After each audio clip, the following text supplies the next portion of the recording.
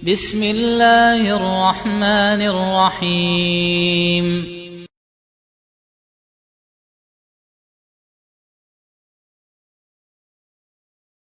Bagaimana caranya agar kita mendapatkan ampunan di bulan yang penuh berkah ini? Ada 5 syaratnya. Syarat yang pertama sampai ketiga dijelaskan dalam hadis Bukhari dan Muslim dari sahabat yang mulia Abu Hurairah radhiyallahu anhu. Rasulullah sallallahu alaihi wasallam bersabda, "Man shama Ramadhana imanan wa ihtisaban, ghufira lahu ma taqaddama min dzambih." Barang siapa berpuasa Ramadan karena iman dan mengharapkan pahala, akan diampuni dosa-dosanya yang telah lalu. Wa man qama Ramadhana imanan wa ihtisaban, ghufira lahu ma taqaddama min dzambih. Dan barang siapa melakukan sholat tarwih di malam bulan Ramadan, dalam riwayat yang lain di malam Lailatul Qadar, karena iman dan mengharapkan pahala, maka akan diampuni dosa-dosanya yang telah lalu. Perhatikanlah jemaah sekalian hadis yang mulia ini. Rasulullah sallallahu alaihi wasallam menjelaskan kepada kita 3 syarat menggapai ampunan. 2 syarat yang lain di hadis yang lain insyaallah akan kita sebutkan. Syarat yang pertama harus beramal.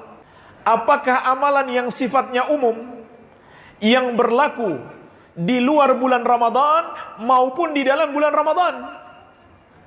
Dan amalan nomor 1 adalah tauhid, yang kedua adalah sholat. Maka dari itu, orang yang berpuasa tapi tidak sholat, tidak ada gunanya dia berpuasa. Kenapa? Karena meninggalkan sholat adalah kekafiran. Rasulullah sallallahu alaihi wasallam bersabda, "Al-ahdul ladzi bainana wa bainahumus shalah, faman tarakaha faqad kafar." Perjanjian antara kami dengan mereka adalah salat, barang siapa meninggalkan salat maka dia kafir. Kemudian amalan yang khusus di bulan ini, yaitu puasa dan salat tarawih, dan amalan-amalan lain yang dianjurkan di bulan ini, seperti membaca Al-Quranul Karim, memperbanyak sedekah, terutama memberi makan kepada orang yang berpuasa. Maksudnya untuk makan sahur dan makan berbuka. Syarat yang kedua, amalan itu dibangun di atas dasar imanan, dilakukan berdasarkan iman, yaitu mengimani semua yang Allah wajibkan untuk diimani, terutama iman kepada Allah, yaitu mengimani Allah sebagai Rabb,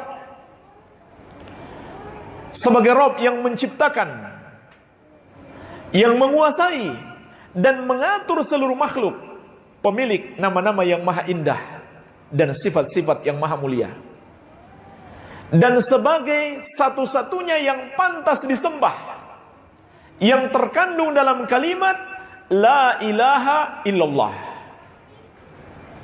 Tidak ada yang berhak disembah kecuali Allah.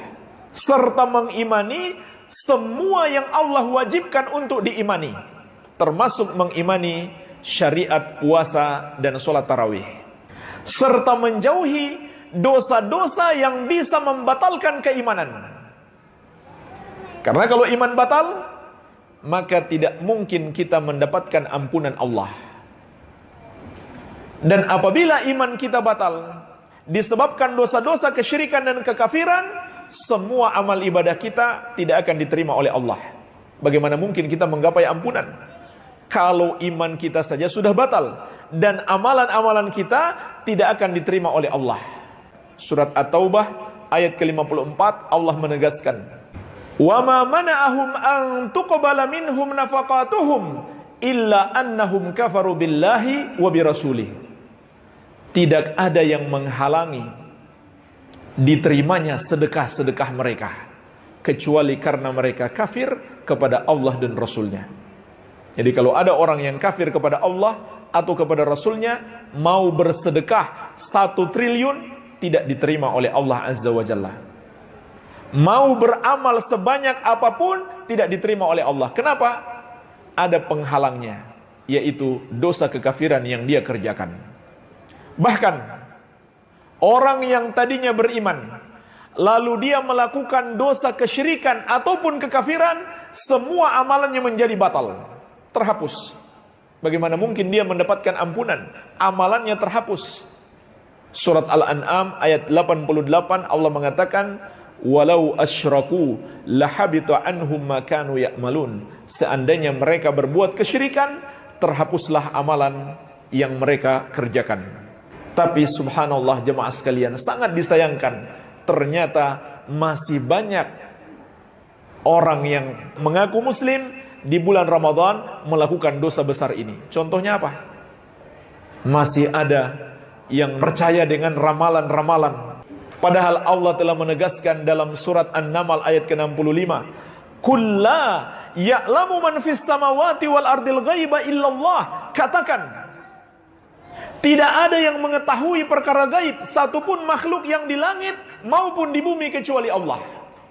Bagaimana mungkin kita bisa tertipu dengan orang yang mengaku punya indera keenam, dengan orang yang mengaku anak indigo, dengan orang yang dianggap paranormal alias tidak normal, dengan orang yang dianggap sebagai orang pintar padahal dia orang yang paling bodoh. Subhanallah, Allah telah menegaskan tidak ada satupun makhluk di langit maupun di bumi yang mengetahui perkara gaib kecuali Allah. Masih ada pula orang yang mengaku muslim tapi hatinya lebih bergantung kepada jimat-jimat. Padahal Rasulullah SAW menegaskan, man 'allaqa tamimatan faqad asyrak. Siapa mengenakan jimat, maka dia telah mempersekutukan Allah. Masih ada pula orang yang mengaku muslim, percaya dengan hari baik, hari buruk, masih percaya primbon, masih percaya feng shui untuk mencari tahu mana yang baik, mana yang sial, angka baik, angka sial. Padahal Rasulullah SAW menegaskan, man raddathu atiratu an hajatihi faqad asyrak. Barang siapa yang dihalangi untuk melakukan hajatnya oleh takut sial, maka dia telah berbuat syirik. Begitu pula yang mengaku muslim berdoa kepada selain Allah, menyembelih untuk selain Allah, bergantung hati kepada selain Allah. Padahal itu semuanya ibadah, maka tidak boleh dipersembahkan kepada selain Allah. Dan masih banyak contoh yang lain jemaah sekalian. Dosa-dosa syirik yang membatalkan keimanan serta menggugurkan seluruh amalan. Syarat yang ketiga, masih dalam hadis yang sama, Nabi SAW mengatakan, ihtisaban, mengharapkan pahala. Mengharap kepada Allah agar dimasukkan ke dalam surga dan diselamatkan dari api neraka. Dan itulah hakikat ikhlas. Yang rendah itu jemaah sekalian, riya dan sum'ah. Itulah yang tercela. Yaitu kita beramal tidak murni mengharapkan pahala, tapi ada terbetik sedikit dalam hati kita. Sedikit saja, enggak banyak. Lalu kita biarkan sampai selesai ibadah. Apa yang terbetik? Keinginan untuk dipuji orang. Itulah namanya riya atau sum'ah. Riya itu artinya mempertontonkan amalan agar dipuji orang. Kalau sum'ah memperdengarkan amalan agar dipuji orang. Kalau ini terjadi pada kita, maka kita telah terjerumus di dalam dosa terbesar setelah syirik besar, yaitu syirik kecil. Syirik kecil itu adalah dosa terbesar setelah syirik besar. Kita beribadah bukannya dapat ampunan Allah, malah dapat dosa terbesar, yaitu dosa syirik kecil. Oleh karena itu, dalam hadis Mahmud bin Labid radhiyallahu anhu yang diriwayatkan Imam Ahmad, Rasulullah SAW telah memberikan peringatan keras. Akhwafu ma akhafu alaikum syirkul asgar fasuila anhu faqala riya. Yang paling aku takutkan menimpa kalian adalah syirik kecil. Beliau ditanya, apa itu syirik kecil? Itulah riya. Syarat yang keempat, ittiba kepada Rasulullah SAW. Sebagaimana Allah tegaskan dalam surat Ali Imran ayat ke-31. Qul in kuntum tuhibbunallaha fattabi'uni yuhibbukumullah wa yaghfir lakum dzunubakum wallahu ghafurur rahim. Katakan wahai Muhammad kepada umatmu, Kalau kalian benar-benar mencintai Allah, ikutilah aku. Ikutilah Rasulullah sallallahu alaihi wasallam. Yuhibbukumullah, barulah Allah akan mencintai kalian. Wa yaghfir lakum dzunubakum, dan mengampuni dosa-dosa kalian. Wallahu ghafurur rahim, dan Allah Maha Pengampun lagi Maha Penyayang. Inilah jemaah sekalian, syarat yang Allah tetapkan untuk menggapai ampunan Allah. Amalan kita harus mengikuti Rasulullah sallallahu alaihi wasallam. Bahaya tidak meneladani Rasulullah sallallahu alaihi wasallam. Amalannya tertolak. Sebagaimana juga dalam hadis riwayat Muslim dari Ummul Mukminin Aisyah radhiyallahu anha, Nabi sallallahu alaihi wasallam menegaskan, "Man amila amalan laisa alaihi amruna fahuwa raddun." Barang siapa mengerjakan satu amalan tidak ada padanya petunjuk dari kami, amalan tersebut tertolak. Bagaimana mungkin dia mendapatkan ampunan?